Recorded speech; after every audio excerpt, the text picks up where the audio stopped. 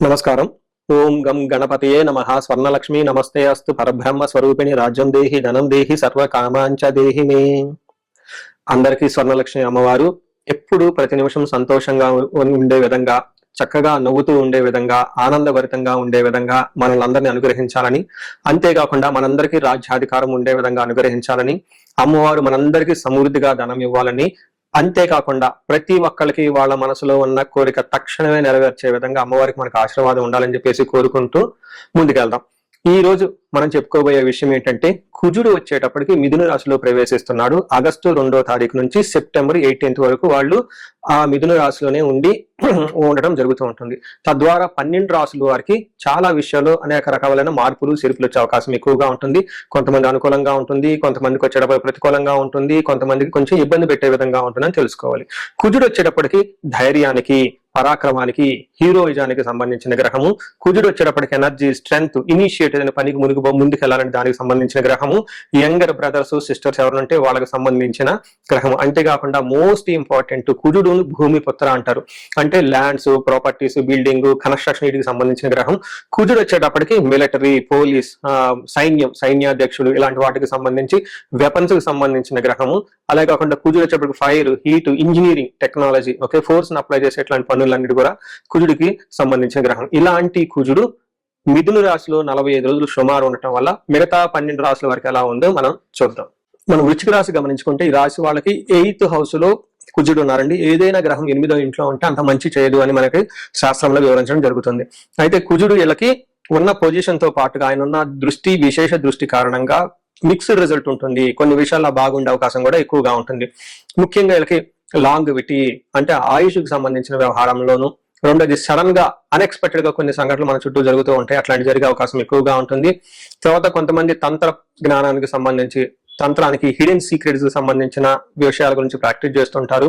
అలాంటి వాళ్ళకి విషయాలకు చాలా బాగుంటుంది. ఇన్హెరిటెడ్ ప్రాపర్టీస్, వీళ్ళకి జన్మతః పెద్దవాళ్ళ నుంచి వంశ పారంపరంగా వచ్చే కొన్ని ఆస్తులు అవన్నీ ఉంటాయి. వీటికి సంబంధించిన వ్యవహారాల్లో కొంచెం ఖచ్చితంగా అయితే తేడా మీకు కనిపిస్తూ ఉంటుంది. రహస్యాలు, ఇప్పటిదాకా మీకు ఏదైనా రహస్యాలు ఉంటే రహస్యాలన్నీ బయటకు వచ్చే అవకాశం ఎక్కువగా ఉంటుంది. మీలో ఏదైనా కనుక చాలా ట్రాన్స్ఫార్మ్ అవ్వాలి, ఏదైనా ఇప్పటిదాకా బ్యాడ్ హ్యాబిట్స్ నుండి వాటి నుంచి మంచి పనులు చేయలేదు అంటే, ఇప్పటిదాకా మంచి పనులు చేస్తూ శ్రీరామచంద్రమూర్తిగా ఉన్న వాళ్ళు సడన్ గా చెడు అలవాట్లు కూడా లోనే అవకాశం ఎక్కువగా ఉంటుంది. ఇలా ఎక్కువగా ఉండే అవకాశము ఈ యొక్క రాశి వాళ్ళకి ఎక్కువగా కనిపిస్తుంటుంది. అయితే మనకి సంస్కృతంలో ఒక శ్లోకం చెప్తారు. ఇందులో ఏం చెప్తారంటే, ప్రవాస కార్య హాని సాత్ కాసారోగ పీడనం స్థాననాశనం రుణచ్ఛేద అష్టమస్తే ధారాసుతే అంటారు. అంటే ఈ టైంలో ప్రవాసం అంటే ఒక ప్లేస్ నుంచి ఇంకొక ప్లేస్ వెళ్ళే అవకాశం ఎక్కువగా ఉంటుంది. దూర ప్రయాణాలు చేసే అవకాశం ఎక్కువగా ఉంటుంది. అవుట్ ఆఫ్ స్టేషన్ వెళ్ళే అవకాశం ఎక్కువగా ఉంటుంది. అంతేకాకుండా కార్యహాని సాట్, ఏదైనా పని చేస్తే అందులో కార్యం అనేది జయం రాకుండా ఇబ్బంది పడిపోతూ ఉంటారు. కాసా రోగ పీడనం, ఎక్కువగా చెస్ట్ కంజెస్టెడ్ గా ఉండేసి విపరీతంగా దగ్గొచ్చే అవకాశం ఎక్కువగా ఉంటుంది. వీటితో పాటుగా స్థాన నాశనం, మీకున్న పొజిషన్లు కానివ్వండి, మీకున్న కీర్తి ప్రతిష్టలో కానీ అనుకున్నంతగా మంచి పేరు రాకుండా ఇబ్బంది పడిపోతూ ఉంటారు. ఈ రుణచ్ఛేద అని చెప్తారు. అంటే రుణం, అప్పు, అంటే అప్పులు విపరీతంగా వాళ్ళు వచ్చేసి మీకు ఎవరైనా ఉంటే అప్పులు విపరీతంగా ఇబ్బంది పెట్టే అవకాశం ఎక్కువగా ఉంటుంది. ఇది అంత మంచి పొజిషన్ కాదు. ఎప్పుడైనా డబ్బులు ఇచ్చేవాళ్ళు కానీ డబ్బులు పుచ్చుకునే వాళ్ళు కొంచెం ఆగి కరెక్ట్ గా 1-2 సార్లు డాక్యుమెంటేషన్ వెరిఫికేషన్ చేసుకొని చేయాల్సిన పరిస్థితి ఈ 45 days గమనించాలి.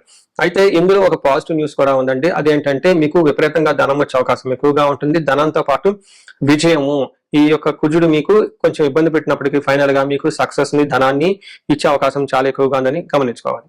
మనం ఈ రాశి వారికి పరిహారాలు చూసుకుంటే, ఇందులో పరిహారాలు 2-3 రకాలుగా చెప్తానండి. ఒకటి సెల్ఫ్ రెమెడీస్, మీరు చెప్పుకునే పరిహారాలు చెప్తాను. రెండో పరిహారం మీరు గమనించుకుంటే, ఈ యొక్క శ్రావణ మాసాన్ని దృష్టిలో పెట్టుకొని ఈ శ్రావణ మాసాన్ని ఎలా సద్వినియోగం చేసుకోవాలో దాని గురించి పరిహారాలు చెప్తాను. తర్వాత విశేష పరిహారాలు ఉన్నట్టు మీ యొక్క ఇండివిడ్యువల్ జాతకానికి సంబంధించిన పరిహారాలు, ఇలా 3 లెవెల్లో పరిహారాలు చెప్తాను. ఫస్ట్ ఏంటంటే, మనకు శ్రావణ మాసం వస్తుంది కాబట్టి ఈ శ్రావణ మాసాన్ని మనం సద్వినియోగం చేసుకునే విధంగా స్వర్ణలక్ష్మి విశేష హోమం అనేది ఒక హోమం జరుగుతూ ఉంటుంది. ఎవరైనా గనక, అది నా సమక్షంలో జరుగుతూ ఉంటుంది, ఎవరికైతే 16 మంది లక్ష్మీలు కావాలి, సిద్ధలక్ష్మి, మోష్టలక్ష్మి, ఇష్టలక్ష్మి, గజలక్ష్మి, ఇలా అనేక మంది లక్ష్మీల యొక్క కటాక్షం మీకు కావాలనుకుంటే స్వర్ణలక్ష్మి విశేష హోమం జరుగుతూ ఉంటుంది.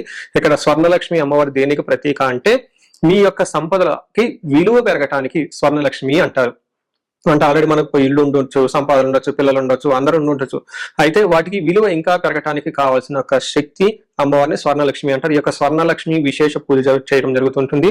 అమ్మవారికి ఎంతో ఇష్టమైన తామర పూలతో ఈ యొక్క హోమం చేయటం జరుగుతుంటుంది. అమ్మవారికి ఇష్టమైన అనేక పుణ్య ద్రవ్యాలు మాత్రం ఈ పూజా సామగ్రి వాడటం జరుగుతుంటుంది. ఇది అయిపోయిన తర్వాత ప్రతి ఒక్కరికి 3 వెండి కాయిన్స్ ఇవ్వడం జరుగుతుంటుంది. ఒకటి బీరువాలో పెట్టుకోవడానికి, ఒకటి మీ పర్సులో పెట్టుకోవడానికి, ఒకటి పారే నీళ్ళల్లో డ్రాప్ చేయడానికి.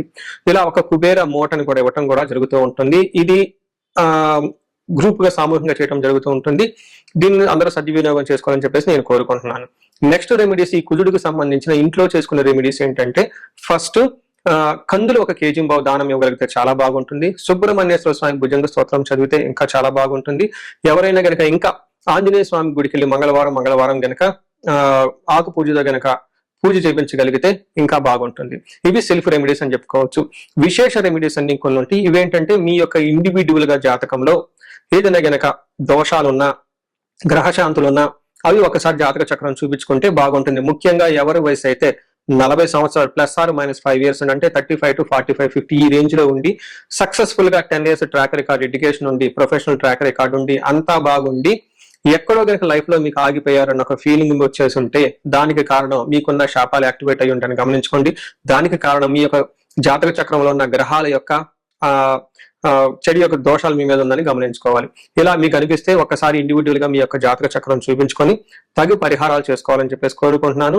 అందరూ ఇప్పుడు విధంగా స్వర్ణలక్ష్మి విశేష హోమంతో పాటు హెల్త్ బాగా లేకపోతే మృత్యుంజయ హోమము, ఆయుష హోమం చేయించుకోవటం, భార్యాభర్తలకు అందరికీ అన్యోన్య దాంపత్య పాశుపత హోమం చేయించుకోవటం, ఎలాంటి పరిష్కారాలకైనా సరే రాహువుకి సంబంధించిన ఇలాంటివి ఉంటే చండీ హోమం చేయించుకోవటం చాలా ముఖ్యం అని చెప్పేసి నేను కోరుకుంటున్నాను.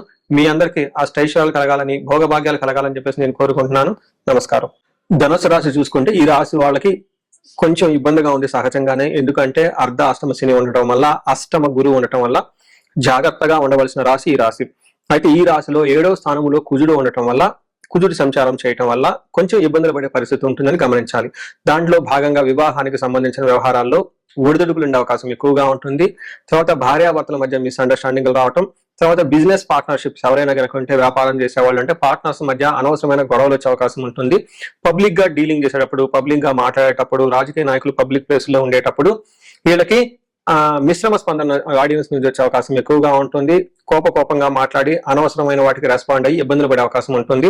అంతేకాకుండా కాంట్రాక్ట్ ఉద్యోగులు ఎవరికైతే ఉంటో ఈ కాంట్రాక్ట్ సైన్ అయ్యే విషయంలోనూ, లేదంటే కాంట్రాక్ట్స్ అప్ అండ్ డౌన్ ఏదైనా చేసుకునే విషయంలో కొంచెం ఇబ్బందులు పడతారని గమనించాలి.